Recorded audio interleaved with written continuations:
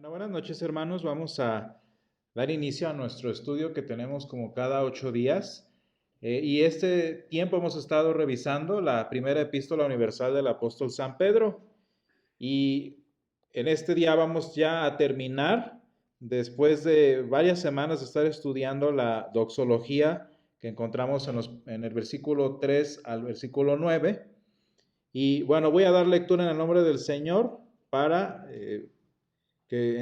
podamos entrar en contexto en lo que vamos a estar estudiando. Y dice: bendito el Dios y Padre de nuestro Señor Jesucristo, que según su grande misericordia nos hizo renacer para una esperanza viva por la resurrección de Jesucristo de los muertos, para una herencia incorruptible, incontaminada e inmarcesible, reservada en los cielos para vosotros, que sois guardados por el poder de Dios mediante la fe, para alcanzar la salvación que está preparada para ser manifestada en el tiempo postrero, en lo cual vosotros os alegráis, aunque ahora por un poco de tiempo, si es necesario, tengáis que ser afligidos en diversas pruebas, para que sometida a prueba vuestra fe, mucho más preciosa que el oro, el cual aunque perecedero se prueba con fuego, sea hallada en alabanza, gloria y honra cuando sea manifestado Jesucristo, a quien amáis sin haberle visto, en quien creyendo, aunque ahora no lo veáis, os alegráis con gozo inefable y glorioso,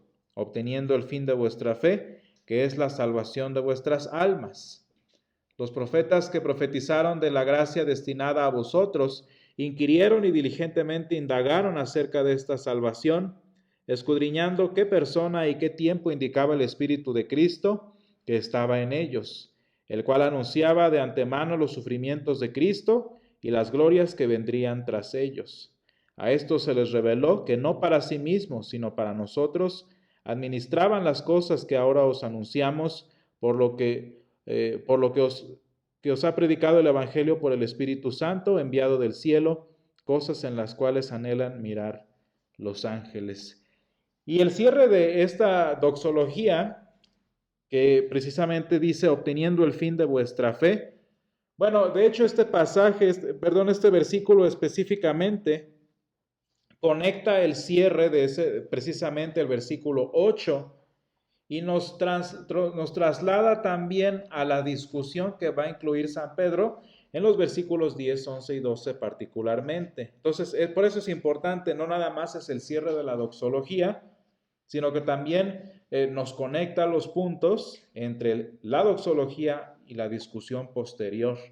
Y es que cuando nosotros pensamos en la doxología de este pasaje, como decía yo desde el principio cuando estudiábamos el versículo 3, una doxología es una alabanza, es una canción que refiere correctamente lo que Dios ha hecho por nosotros. Esa es una doxología, una alabanza correcta. Y al ser así, entonces, pues bueno, la doxología trata de la salvación que tenemos en Cristo Jesús. Ese sería el resumen y de la relevancia que tiene esta salvación precisamente para el individuo, para la persona. Y entonces, por eso es el cierre que dice aquí el apóstol, que obteniendo el fin de vuestra fe, que es la salvación de vuestras almas. Cuando refiere allí la palabra alma, no se refiere nada más a una parte de nuestro cuerpo. Y esto es algo importante que debemos, de nuestra persona, y esto es algo importante que debemos entender. ¿Por qué? Hay una razón, por ejemplo, por la que el budismo, por ejemplo, que es una de las corrientes más famosas, digamos, entre las personas que se dicen espirituales, el budismo, por ejemplo, habla de la superioridad y de lo especial que tiene el alma. Algo que, por cierto, no es nada nuevo de los budistas, era una doctrina también de los griegos. ¿Sí? Y muy importante y muy relevante viene este comentario del apóstol San Pedro a propósito de las personas que viven principalmente en Grecia. ¿Por qué? Porque una de las doctrinas griegas, y de hecho lo que le costó a San Pablo su ministerio en Atenas, era la superioridad del alma de la persona. Y de hecho, si ustedes se fijan, la única razón por la que los cristianos enfatizamos tanto la resurrección del Señor es porque nosotros no creemos que lo importante es salvar el alma. Y esto es muy importante. El alma, claro que es importante, etcétera, etcétera, pero la salvación que el Señor tiene preparada para nosotros no es nada más del alma. ¿Sí? Y es muy triste ver, incluso ya ahora, corrientes cristianas influenciadas les digo, por las filosofías griegas y budistas, que hablan que no te preocupes, Dios conoce tu alma y con que tu alma se libre, pues no importa lo demás. Y no, esa no es la doctrina bíblica, porque la doctrina bíblica habla de la salvación de toda la persona.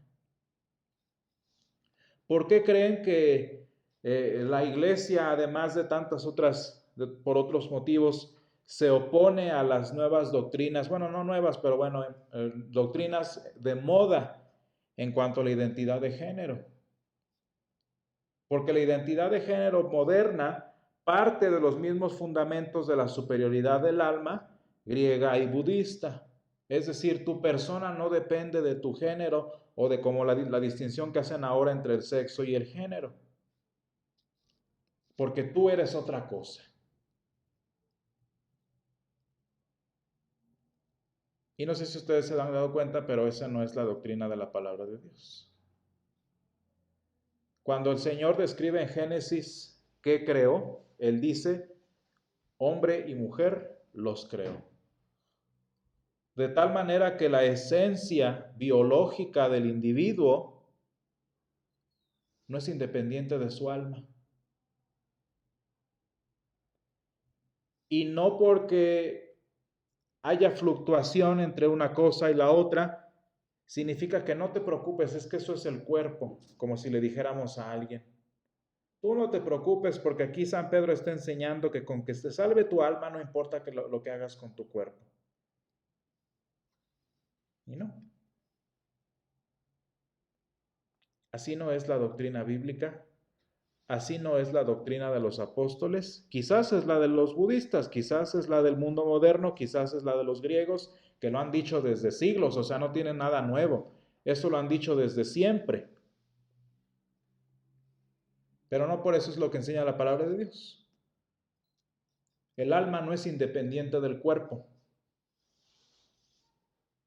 El alma no es algo que tú debes cultivar. ¿Y qué importa que lo que hagas con tu cuerpo? Por ejemplo, lo que aplican muchos cristianos, ¿no?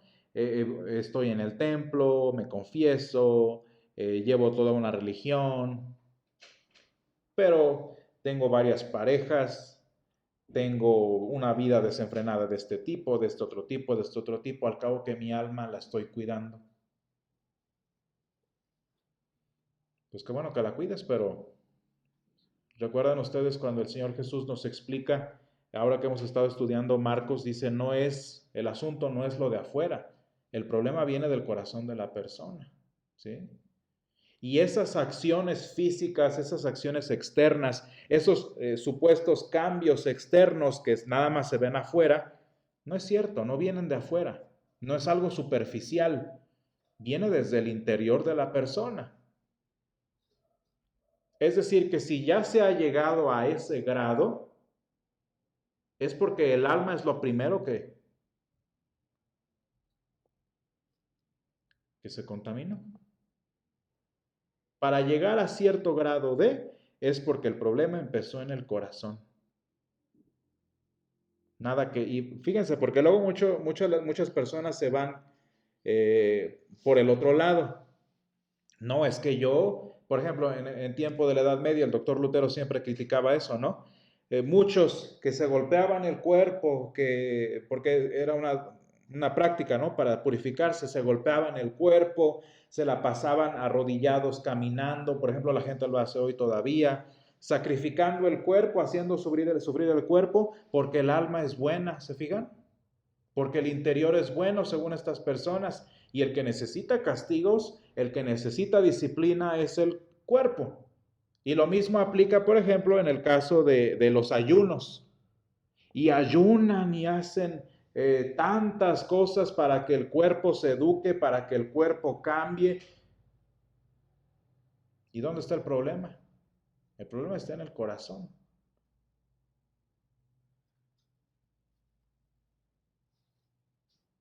Entonces, es importante que notemos eso al final de este cierre. No está hablando el apóstol San Pedro que lo que importa es salvar el alma. No, porque la salvación del alma, según lo que hemos visto y según el fundamento de la resurrección, pues supone, por obvias razones, por lo menos en la mente del apóstol, la salvación del cuerpo.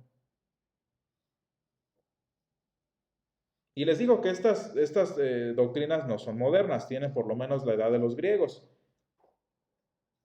Y yo, por ejemplo, estábamos hablando de los saduceos, ¿no? Los saduceos eran un grupo de la élite del pueblo de Israel, que por cierto estaban influenciados por los griegos, y ellos decían, no, pues es que no hay resurrección de los muertos, porque la salvación, ¿qué es la salvación sin la resurrección? Pónganse a pensar eso. O sea, sin la resurrección, ¿qué es la salvación? ¿Saben qué es? Trascender a nirvana. No hay otra cosa. Pero la salvación, según la palabra de Dios, es cuerpo y alma. Y no es correcto interpretar en este caso las palabras de San Pedro como una cosa mística, como una cosa trascendental. ¿Por qué? Porque les digo que toma muchas formas. Por ejemplo, el budismo no tiene ningún problema con la identidad de género. La filosofía griega no tiene ningún problema con ello. ¿Por qué? Porque distingue y dice, mira, a mí no me importa lo que hagas con el cascarón, lo que importa es la esencia, ¿no? Por eso el budismo no tiene ningún problema, ¿sí? ¿Qué o quiénes otros no tienen ningún problema? Aunque digan que sí, fíjense bien, hay muchos cristianos que dicen que tener comunión con el Señor es llegar a un punto en el que no necesito el cuerpo. Un punto de éxtasis es la palabra. Un punto estático en este contexto, en el que mi alma está en comunión con el Señor. Y se oye muy bonito, se oye muy lo que nosotros queramos, pero en el éxtasis, ¿sabe dónde quedó el cuerpo? ¿Se fijan? Y de hecho, les platico, estas prácticas no tienen nada nuevo. Era lo que pasaba en los templos, precisamente, particularmente de Afrodita, por ejemplo. Las sacerdotisas que hacían, llegaban a un punto de trance espiritual, según ellas, en las que se desmayaban. Y mientras más durara el desmayo, es porque más interacción tenían las sacerdotisas con Afrodita. ¿Se fijan que no importa el cuerpo? Y de hecho las sacerdotisas eran reconocidas como sacerdotisas, eran reconocidas como un lugar especial dentro del pueblo griego, porque tenían la capacidad de deshacerse del cuerpo para estar en conexión con los dioses. Se oye muy bonito, ¿verdad? Se oye muy piadoso, se oye muy... entonces yo preguntaría, ¿para qué resucitó el Señor? La salvación del alma el Señor la consiguió en la cruz. El alma del cristiano fue salva y es salva en la cruz. Como que ¿por qué el Señor se tardaría tanto tiempo en vencer a la muerte y resucitar al tercer día? Porque la salvación no es una metáfora. ¿Se han puesto a pensar en eso? La salvación no es una filosofía. Y porque lo que el Señor crea, el Señor restaura. Y el Señor no nada más creó el alma, el Señor crea nuestro cuerpo. Y tan corrompido está el cuerpo que se enferma, se muere, se cansa, como corrompida está el alma que se desvía, que se pierde, que se pervierte. Y el Señor no nada más es de que, bueno, voy a salvarte el alma, el cuerpo, ¿qué importa? No, por eso, fíjense, el centro del fundamento en este caso es la resurrección de Jesús. Porque ¿qué significó la resurrección de Jesús? La salvación completa de la persona. Si la resurrección de Jesús no hubiera significado la salvación de la persona, pues ni nos importaría, por ejemplo, aspectos como el matrimonio correcto, como la identidad de género bíblica, no nos importaría ni siquiera el pecado, porque mientras lo interior y bonito esté ok, pues no hay ningún problema. Sí, no importa, tú embriágate, no importa, tú vuélvete adicto a lo que tú quieras, al cabo que el cuerpo, pues. ¿Se fijan por qué los cristianos son molestos en algunos aspectos? Porque la palabra de Dios no nada más nos enseña a cuidar el alma, la palabra de Dios nos enseña a cuidar todo, la creación del Señor. Y ese es el problema, de hecho, porque qué a gusto de verdad sería si como aparenta aquí el apóstol San Pedro, lo que importara fuera la salvación del alma. ¿Se imaginan qué a gusto habría vivido San Pedro? San Pablo cuando nos habla en Romanos 7 y 8 de todo lo que luchaba contra sí mismo. Dice, porque lo que no quiero hacer, eso hago. Y lo que quiero hacer, no puedo hacerlo. Y San Pablo habla de su situación espiritual, ¿no?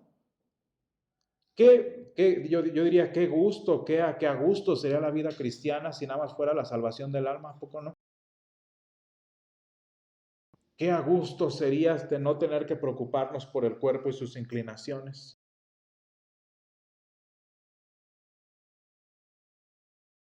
Pero no es así.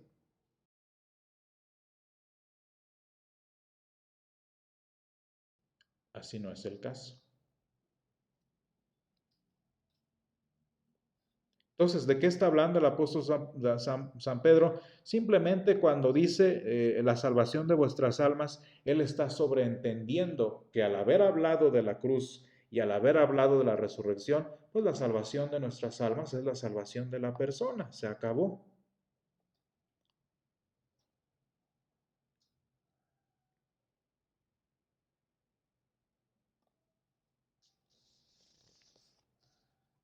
Y bueno, entonces, este es un aspecto importante que debemos notar allí.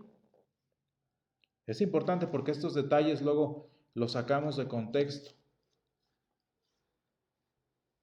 Luego estos detalles los malinterpretamos o los aplicamos en nuestra vida y llevamos una de dos, o una vida muy humana, muy religiosa, muy practicante, pero por adentro todo podrido,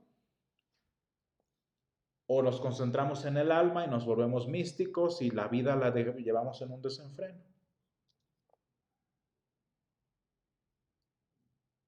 Y qué importante lo que el Señor dice, ¿verdad? Aquí dice, obteniendo el fin de vuestra fe. Es el fin, es el objetivo. ¿Para qué venimos? ¿Para qué estamos aquí? Para la salvación de nuestras almas. Y dice el apóstol San Pedro, este sería, digamos, un comentario a propósito del versículo 9, pero ahora conectando las ideas. ¿En qué contexto está hablando San Pedro en el versículo 8? Pues bueno, él dice, él está alabando a sus lectores porque ellos amaban al Señor sin haberle visto. Y decíamos hace 8 días que pues San Pedro ahora sí se está criticando a sí mismo porque él vio a Jesús antes y después de la resurrección y no lo amaba, no estaba seguro de amar al Señor. Y dice aquí el apóstol, qué dicha ustedes, benditos ustedes que sin haberlo visto creen, que sin haberlo visto lo aman. Es un testimonio muy bonito. Y luego ya concluyendo esta sección, el apóstol San Pedro nos aborda un tema muy importante para entender la salvación a través del Evangelio.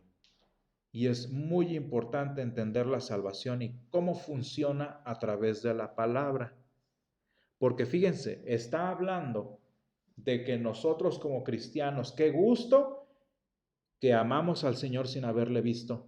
Y de inmediato nos lleva a hablar de los profetas que amaron al Señor sin haberlo visto. Y ese es el lugar que tiene la palabra en el proceso de salvación. Porque así como nosotros creemos sin haber visto al Señor, de la misma forma creyeron los profetas sin haber visto al Señor. yo digo, tan clara que es la palabra, tan suficiente que es el poder de la Escritura como para crear fe sin ver, como para crear vida cristiana sin tener que ver a Jesús. Pero luego muchos dicen, ay, es que cómo es posible que los profetas creyeron si ni siquiera habían visto a Jesús. Y la idea, y digamos, la solución es esta. Hay una postura que dice que los profetas, todos los profetas, excepto, bueno, todos los santos del Antiguo Testamento, excepto San Juan Bautista, todos ellos murieron y de repente se inventan un purgatorio judío. ¿Sí? ¿De dónde? ¿Quién sabe? Pero les platico cómo es. Como ellos no pudieron ser salvos porque Jesús todavía no moría, pues entonces todos los que murieron antes de que Jesús viniera se esperaron en un purgatorio. Y cuando el Señor Jesús resucitó y todo, y se levantó de la tumba, de alguna razón o de alguna forma, yo no sé de dónde, sacó a todos los santos del purgatorio hebreo y los llevó al cielo. Toda esta historia que les acabo de decir, que yo no sé de dónde la sacan, porque la palabra de Dios nunca menciona nada acerca de eso, es porque no entienden el poder que tiene la palabra para crear fe, para dar vida y para salvar sin necesidad que los poderosos ojos, que las poderosas manos comprueben si fue cierto o no. ¿Se fijan qué poder le damos a las manos y a los ojos? O sea, ¿saben qué? Según esta postura, nada más los 12 y toda la gente que tuvo la suerte de conocer a Jesús cuando estaba vivo, ellos fueron salvos. Pero nosotros, como no los pobres del Antiguo Testamento, como Jesús vino 3000 años después, pues pobrecitos. Y entonces yo les pregunto, ¿cómo fue salvo Abraham? ¿Cómo fue salvo Josué? ¿Por sus obras? Ahí les van a decir que sí, muchos, porque fueron tan buenos. Abraham fue tan bueno que se ganó el favor de Dios. ¿Se fijan que Abraham cometió el mismo pecado que Adán y Eva? El padre de la fe dudó de la palabra de Dios y ahí tenemos a Ismael. Nada más porque el Señor es dueño de todo y Él hace que se cumpla su voluntad. Pero Abraham puso en riesgo el plan de salvación del Señor por su rebelión y su incredulidad. ¿Dónde está el grandioso Abraham? El grandioso, ¿cómo se llama? Del que hemos hablado recientemente, Gedeón, el gran héroe del Señor y todo eso, se atrevió a retar al Señor como lo hizo Satanás en el libro de Job. Moisés se atrevió a blasfemar y ¿cómo decimos? Y a cuestionar al Señor montón de veces en el desierto. Y así le podemos seguir y seguir y seguir. Ah, y el malo era Jonás. Entonces, yo creo que por allí no va, ¿o sí? Además dice el Señor que no por obras para que nadie se gloríe. Así que ni por muy bueno que haya sido uno u otro, ni así la iban a lograr. ¿Cómo fue salvo Abraham? ¿Cómo fueron salvos los profetas? Y quiero que leamos, porque así lo leímos en Isaías 53. Y quiero que noten la forma en la que escribe Isaías. Isaías es uno de los tantos profetas, como todos los santos del Antiguo Testamento, pero quiero que vean cómo habla Isaías según su profecía. Y este versículo, que es el versículo más importante, yo diría, de la historia de salvación en el Antiguo Testamento, Isaías 53 del 1 al 12, que es todo el capítulo, vean cómo está escrito. Isaías profeta no escribió diciendo, y lo van a despreciar, y lo van a desechar, y dice, y va a llevar en nuestras enfermedades, y va a sufrir nuestros dolores. ¿Se fijan que no está hablando así Isaías? Isaías es claro y dice, el Señor que murió, el Señor que ya pagó, es el que justificó a su siervo justo y a muchos. Quiero que vean que incluso Isaías, viviendo siglos y siglos antes de que Jesús muriera, para él la obra del Señor estaba completa. Y hubiera pasado o no, en su perspectiva, la obra del Señor estuvo completa. E Isaías, porque nosotros lo creemos, creyó sin ver al Señor, de la misma forma en que nosotros creemos sin haber visto al Señor. Y es que la fe no la crea que lo veamos o que no lo veamos. Y eso es lo que San Pedro habla al final. Por eso dice, benditos ustedes que lo aman sin haberle visto. Porque San Pedro nos está enseñando un aspecto muy importante, que no porque veamos, que no porque toquemos, que no porque presenciemos, significa que vamos a creer. Y eso es muy importante. ¿Qué es el elemento que nos hace creer? ¿Gracias a qué creemos?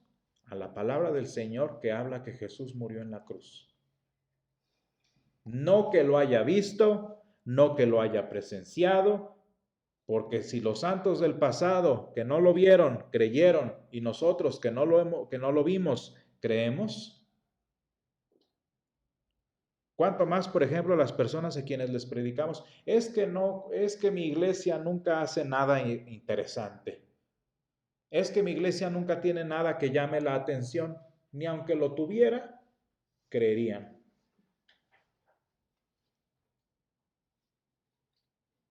Muchos cristianos, y yo he sentido la misma frustración, muchos cristianos frustrados dicen, es que ¿por qué el Señor no se aparece aquí? Es que ¿por qué el Señor no viene y le dice a mi hermano, oye, mira, cree, existo? Y muchos cristianos dicen eso, ¿no? Es que ¿por qué no pasa? ¿Por qué el Señor no manda un ángel por lo menos, ¿no? Para que crean. Es que ¿por qué el Espíritu Santo no viene y se mueve aquí para que crean todos?